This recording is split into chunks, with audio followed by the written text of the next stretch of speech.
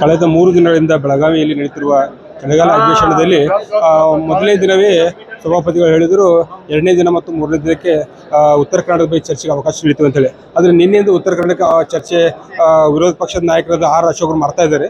ಆದರೆ ಉತ್ತರ ಕರ್ನಾಟಕದ ಬಗ್ಗೆ ಚರ್ಚೆ ಆಗೋಕ್ಕಿಂತ ಮೊದಲು ಉತ್ತರ ಕರ್ನಾಟಕ ಶಾಸಕರು ಸುಮ್ಮನೆ ಕೂತಾರೆ ಯಾಕಂತ ಕೇಳೋಣ. ಈಗ ನಮ್ಮ ಜೊತೆ ಕೋನರೆಡ್ಡಿ ಅವರು ಇದ್ದಾರೆ, ಅವರೊಂದು ಶಾಸಕರು, ಅವ್ರು ನಮ್ಮ ಜೊತೆ ಮಾತಾಡೋದಕ್ಕೆ ಕೇಳೋಣ. ಬೆಳಗಾವಿಯಲ್ಲಿ ಸುವರ್ಣ ಸೌಧದಲ್ಲಿ ನಡೀತಕ್ಕಂಥ ಚಳಿಗಾಲ ಅಧಿವೇಶನದಲ್ಲಿ ಹೆಚ್ಚು ಉತ್ತರ ಕರ್ನಾಟಕದ ಸಮಸ್ಯೆಗಳು ಚರ್ಚೆ ಆಗಬೇಕನ್ನೋದು ಎಲ್ಲ ಶಾಸಕರ ಬಯಕೆ. ಆಮೇಲೆ ಈ ಭಾಗದ ಜನತೆ ಕೂಡ ಅದು ಕಲ್ಪನೆ ಇದೆ.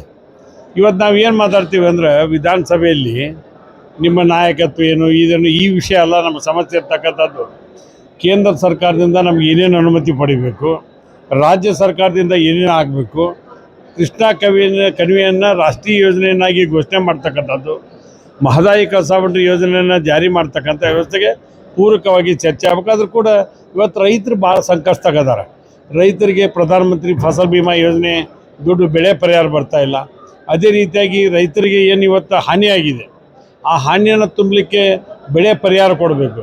ನಾವು ಇವತ್ತು ಹಳೆ ಗೈಡ್ಲೈನ್ಸ್ ಇಟ್ಕೊಂಡು ಯಾವಾಗ ಮಾಡಿದ್ದು ಆ ಗೈಡ್ಲೈನ್ಸ್ ಇವತ್ತು ಬದಲಾವಣೆ ಮಾಡಿ ಹೆಚ್ಚಿಗೆ ಕೊಡ್ತಕ್ಕಂಥ ತೀರ್ಮಾನ ಮಾಡಿ ಇಂಥದ್ರ ಬಗ್ಗೆ ಚರ್ಚೆನ ಆಗೋದಿಲ್ಲ.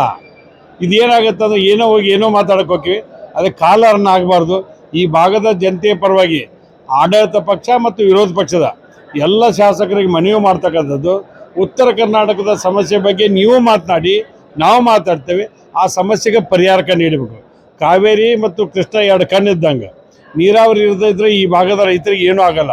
ಅದ್ರ ಕೂಡ ವಿವಿಧ ಅಭಿವೃದ್ಧಿ ಕೆಲಸಗಳದಾವೆ. ರಾಷ್ಟ್ರೀಯ ಹೆದ್ದಾರಿ ಇವತ್ತೆಲ್ಲ ಮಳಿಗಿದಾಗ್ಯವು, ರಾಜ್ಯ ಹೆದ್ದಾರಿ, ಜಿಲ್ಲಾ ಮುಖ್ಯ ರಸ್ತೆ, ಗ್ರಾಮೀಣ ರಸ್ತೆಗಳು ಎಲ್ಲ ಇವತ್ತು ಸಮಸ್ಯೆಗಳದು. ಉತ್ತರ ಕರ್ನಾಟಕದ ಬಗ್ಗೆ ಈಗ ಆರ್ಟಿಕಲ್ 371J ಇದೆ ಗುಲ್ಬರ್ಗ ವಿಭಾಗಕ್ಕೆ, ಕಲ್ಯಾಣ ಕರ್ನಾಟಕಕ್ಕೆ. ಅದೇ ರೀತಿಯಾಗಿ ಬೆಂಗಳೂರು ಕಡೆ ಸ್ವಲ್ಪ ಬೇರೆ ಬೇರೆ ಸೋರ್ಸ್ ಇರೋದ್ರಿಂದ ಅವ್ರಿಗೇನೋ ಮಾಡ್ಬೋದು. ನಮ್ಮ ಭಾಗದಾಗ ಏನೂ ಇಲ್ಲ, ನಾವು ಇರ್ತಕ್ಕಂಥ ವ್ಯವಸ್ಥೆಯಲ್ಲೇ ಮಾಡಬೇಕು. ಇವತ್ತು ಕಬ್ಬಿನವ್ರ ಸಮಸ್ಯೆ ಏನಿದೆ, ಗೊಂಜಾಳ ಖರೀದಿ ಮಾಡ್ತಕ್ಕಂಥದ್ದು ಏನಿದೆ, ಹೆಸರನ್ನ ವರ್ಗೀಕರಣ ಮಾಡಬೇಕಂತ ಕೇಂದ್ರ ಸರ್ಕಾರಕ್ಕೆ ಮಾಡಿದ್ವಿ, ಇವತ್ತಿನವರೆಗೂ ಹೇಳಿಲ್ಲ. ಅದಕ್ಕೆ ನಾವೇನು ರಾಜ್ಯ ಸರ್ಕಾರ ಮಾಡಿದಾಗ ಏನು ಮಾಡೋಕ್ಕೆ ಸಾಧ್ಯ ಐತಿ ಅದನ್ನು ಮಾಡಿಸ್ಬೇಕು, ಕೇಂದ್ರ ಸರ್ಕಾರ ಮಾಡಿದಾಗ ಏನು ಮಾಡೋಕ್ಕೆ ಸಾಧ್ಯ ಆ ಕೆಲಸ ಮಾಡಿಸ್ಬೇಕು. ಅಂದಾಗ ಮಾತ್ರ ನಮಗೆ ಒಳ್ಳೆಯದಾಗೈತಿ. ಉತ್ತರ ಕರ್ನಾಟಕದ ಸಮಸ್ಯೆಗಳ ಬಗ್ಗೆ ಚರ್ಚೆ ಆಗಲಂತ ತಮ್ಮ ಮೂಲಕ ಮನವಿ ಮಾಡ್ತಾರೆ.